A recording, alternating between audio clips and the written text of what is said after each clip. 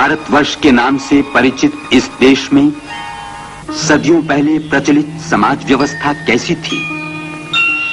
ऋग्वेद के दशम मंडल में कहा गया है,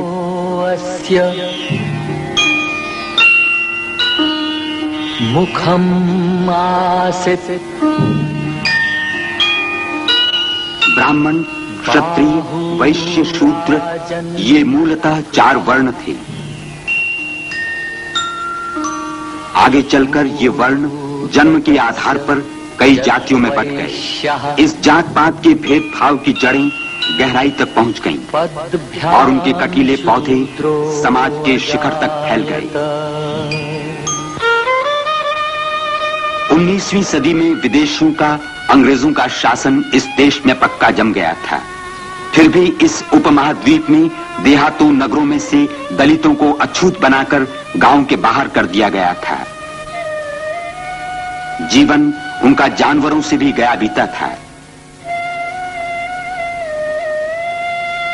दरिद्रता और अज्ञान की कोई सीमा न रही।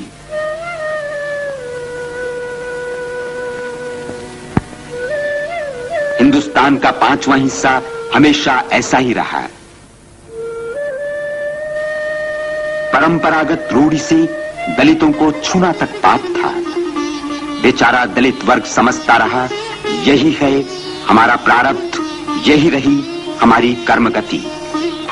इसी काल में कोंकण में दापोली के नजदीक आंबवड़े देहात में अछूत महार परिवार के सूबेदार रामजी सकपाल के घर में 14 अप्रैल 1891 में भीम नामक पुत्र हुआ।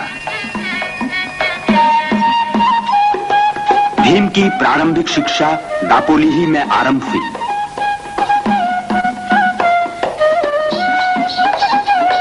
पर इसी बीच रामजी को सातारा में जाकर बसना पड़ा। वहीं के एक अध्यापक ने अपने इस प्यारे शिष्य का उपनाम उनकी जन्मभूमि आंबवड़े से आंबेडकर रखा। इसी उम्र में भीम को एक नई व्यथा का अनुभव हुआ। बड़े बाल कटवाने वो नाई के पास गया। 1903-4 की ये बात है। किसका छोरा है?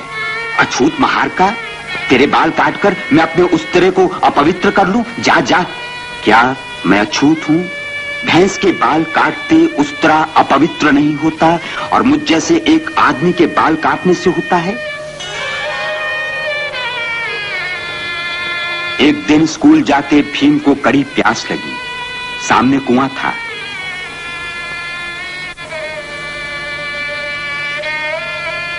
वो कुएं पर जाकर पानी पीने लगा। इतने में हाय राम, अछूत ने पानी छुआ। कोई है रे उधर? पीटो थेड़ को, कचू में निकाल दो इसका।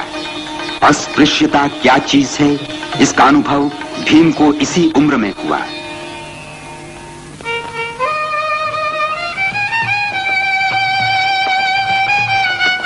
आगे चलकर ये परिवार बंबई के परेल विभाग में मील मजदूरों की बस्ती में दबक चाल में रहने आया।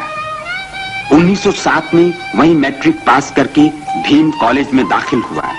दलित समाज में ज्ञान दीप प्रज्वलित करने के लिए महात्मा ज्योतिराव फूले जैसे कार्यकर्ता प्रयत्नशील रहे थे। इस ज्योति को बड़ौदा नरेश सयाजीराव गायकवाड़ ने जगाया। उन्हीं की वृत्ति से भीमराव ने 1912 में एल्फिंस्टन कॉलेज से बीए पास किया।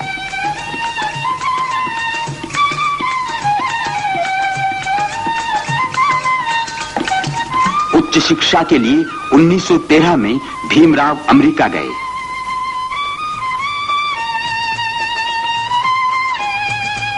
उन्नीस 1915 में उन्होंने कोलंबिया यूनिवर्सिटी से अर्थशास्त्र में एमए की उपाधि प्राप्त की। पहले विश्व युद्ध के समय अंबेडकर जी वापस आए। फिर 1920 में उच्च शिक्षा के लिए लंदन रवाना हुए। उस समय 2 सगे संबंधी उनके साथ थे। ग्रंथ सगे थे, दारिद्र्य संबंधी था। फिर भी वहां पीएचडी, बीएससी, बारेटला ये एक से बढ़कर एक उपाधियां प्राप्त कर 1923 में वे भारत लौट आए। उसी समय गांधी जी के असहयोग आंदोलन ने हिंदुस्तान में जड़ जमाई थी। सदियों से सोया हिंदुस्तान नई चेतना से जाग उठा था। ऐसी अवस्था में डॉक्टर आंबेडकर जी ने कोर्ट कचहरी की आमदनी से परिवार को सुखी बनाने की अपेक्षा दलितोद्धार का कार्य अधिक पसंद किया। 1924 में उन्होंने कई कार्यकर्ता तैयार किए। उन्हीं कार्यकर्ताओं की सहायता से बहिष्कृत हितकारिणी सभा की स्थापना की गई। थोड़े ही दिनों में उन्होंने बहिष्कृत भारत नामक पाक्षिक पत्रिका निकाली।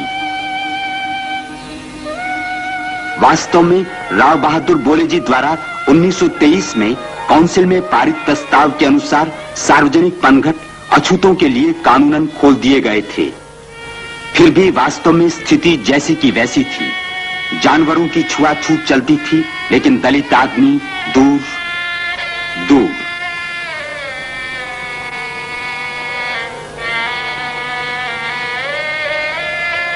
महार का चौदार तालाब नगर पालिका द्वारा अछूतों के लिए खोल दिया गया था। वहां अपना अधिकार स्थापित करने के लिए डॉक्टर आंबेडकर जी ने आम दलितों को संगठित होने का संदेश दिया। उनकी पुकार पर देहातों में से हजारों अछूतों ने 1927 में चौदार तालाब की ओर मोर्चा निकाला। महाड़ में परिषद हुई। उसमें डॉक्टर आंबेडकर जी ने दलित वर्ग से कहा, स्वाभिमानी बनो, साफ सुथरे रहो, भीख मांगना छोड़ दो, अपने बच्चों को पढ़ाओ। उसी परिषद में पुरानी समाज व्यवस्था के प्रति कड़ा विरोध प्रकट करने के लिए उन्होंने मनुस्मृति जलाई और उनके विरुद्ध चारों ओर से टीका टिप्पणी का तूफान खड़ा हो गया। महाड़ की तरह नासिक में भी अछूतों का मंदिर में प्रवेश पाने तथा वहां पूजा आदि का अधिकार प्रस्थापित करने के लिए कालाराम मंदिर के बाहर उन्होंने 1930 में सत्याग्रह आरंभ किया। पुलिस का कड़ा शासन होने पर भी सत्याग्रह नहीं रुका। सवर्णियों ने अंत में मंदिर के दरवाजे ही बंद कर दिए।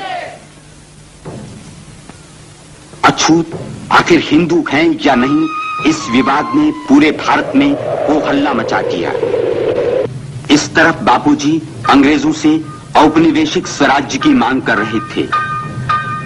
उसी के फलस्वरूप 1930-31 में गोलमेज परिषद बुलाई गई। लंदन में संपन्न उस परिषद में आंबेडकर जी ने एक ओर दलितों के लिए स्वतंत्र निर्वाचन क्षेत्र की मांग की, तो दूसरी ओर बापूजी ने अछूतों का हिंदुओं से अलग होना ही अस्वीकार कर दिया। इस पर दोनों में काफी संघर्ष छिड़ा। इस संघर्ष की बिजली पूरे देश में कौंध थी। इसी संबंध में बापूजी ने पुणे के एरवड़ा जेल में आमरण अनशन आरंभ किया। शुरू में डॉक्टर आंबेडकर जी अपनी बात पर अटल रहे, इसलिए लोगों ने उन्हें घोर राष्ट्रद्रोही तक कहा। आखिर बड़े बड़े नेताओं के प्रयत्नों से संयुक्त निर्वाचन क्षेत्र का पर्याय निकाला गया। यही है 1932 का पुणे समझौता। बादल बरसे, कटुता की गंदी गलियां साफ हो गई। दलित वर्ग तथा सवर्ण हिंदुओं की अभिन्नता की नींव इस तरह पक्की हो गई। उसे संयुक्त निर्वाचन क्षेत्र का पर्याय निकाला गया। यही है 1932 का पुणे समझौता।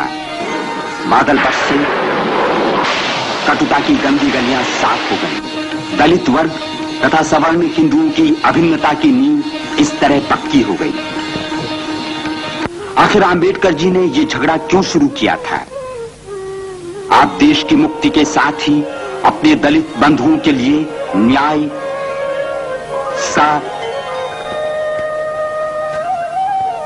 स्वयं निर्णय तथा बंधुत्व चाहते थे। न्याय, समता तथा स्वातंत्र्य लड़कर मिल सकता था, मगर बंधुत्व वैसे नहीं मिलता। इसीलिए आपने 1935 में येवले में धर्मांतर की घोषणा की। आपने 1936 में स्वतंत्र मजदूर पक्ष की नींव डाली। आगे 1937 में आप विधि महामंडल के प्राध्यापक और बाद में प्राचार्य भी रहे। 1939 में दूसरा विश्व युद्ध छिड़ा। डॉक्टर आंबेडकर जी ने उस समय दलितों की महार पलटन खड़ी की। दरमियान क्रिप्स योजना में उन्होंने दलितों के पक्ष का जोरदार समर्थन किया।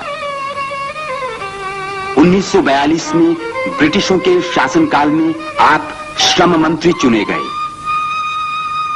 अब वे दलितों के बाबा साहब बने। जब तक हर अछूत का हाथ, अंतःकरण तथा उसकी बुद्धि नए तेज से उभर नहीं उठती, तब तक उनका उद्धार संभव नहीं, यह आंबेडकर जी भली भांति जानते थे। सरकारी नौकरी में उन्होंने दलितों के लिए कुछ जगह तो सुरक्षित करवा ही दी, साथ ही मिलों में काम करने वाले स्थायी मजदूरों को सवेतन छुट्टियां भी प्राप्त करा दी। कोंकण की खेती की समस्या, महारवतन, बेगारी आदि समस्याओं पर भी आपने ध्यान दिया। हजारों वर्षों से अकर्मण्य बने दलितों के दिलों में आत्मविश्वास तथा स्वाभिमान की ज्योति डॉक्टर आंबेडकर जी ने प्रज्वलित की। अब उनके बौद्धिक विकास के लिए शिक्षा संस्थाओं के निर्माण की आप सोच रहे थे।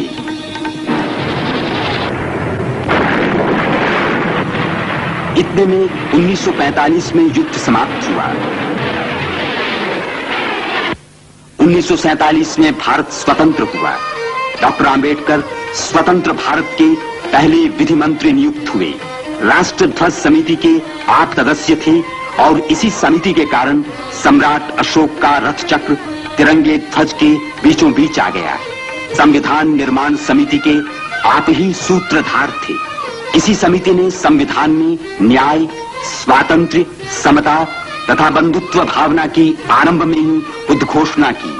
संविधान की धारा 17 के अनुसार अस्पृश्यता सदा के लिए दफना दी गई। एक नया युग आरंभ हुआ। शूद्राति शूद्रों के समान ही भारतीय नारी को भी अधिकारपूर्ण जीवन प्राप्त हो जाए, इसलिए उन्होंने विचार विमर्श के उपरांत हिंदू कोड बिल तैयार किया। उसके पक्ष में जनमत जागृत करने की भी उन्होंने कोशिश की। 1951 में उन्होंने उसे लोकसभा में प्रस्तुत किया, लेकिन वहां उसमें से कुछ धाराओं के संबंध में मतभेद के कारण उन्होंने मंत्री पद का त्याग किया। इस तरह लगातार 27 वर्षों तक यह युग पुरुष अपने दलित वर्ग के उद्धार के लिए लड़ता रहा। उसने पत्र पत्रिकाएं निकाली, संगठन किया, सभाओं परिषदों को गुंजा दिया, समता सैनिक दल की स्थापना की, प्रहार किए और झेले भी। उन्होंने 7 करोड़ दलितों के उद्धार के लिए एक तूफान, एक बवंडर खड़ा कर दिया। इस संघर्षमय जीवन में भी उन्होंने औरंगाबाद में मिलिंद महाविद्यालय तथा बंबई में सिद्धार्थ महाविद्यालय की स्थापना की। नई पीढ़ी के लिए अखंड ज्ञान गंगोत्री का सृजन किया। एक समय का पद दलित आज नवजीवन पाकर नया मानव बनकर बाहर निकलने लगा। बंबई के दादर विभाग में राजगृह नामक अपना निवास स्थान आपने 1934 में बनवाया। कई बार भूखे पेट खरीदे अनमोल ग्रंथों का संग्रह आपने इसी राजगृह में किया था।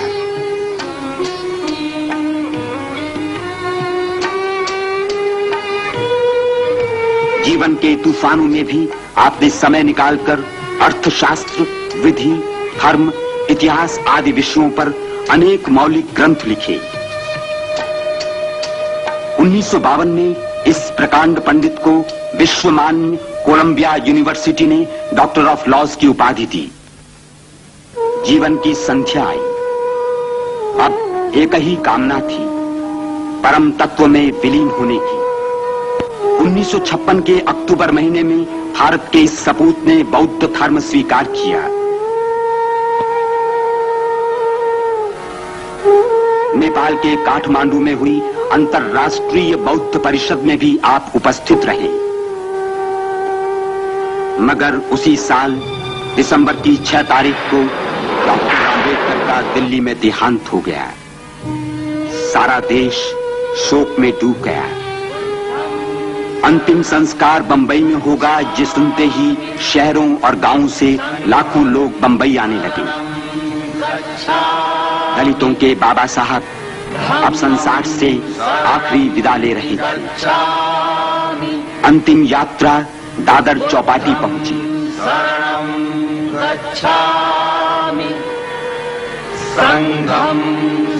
उन्हें शाही सलामी दी गई।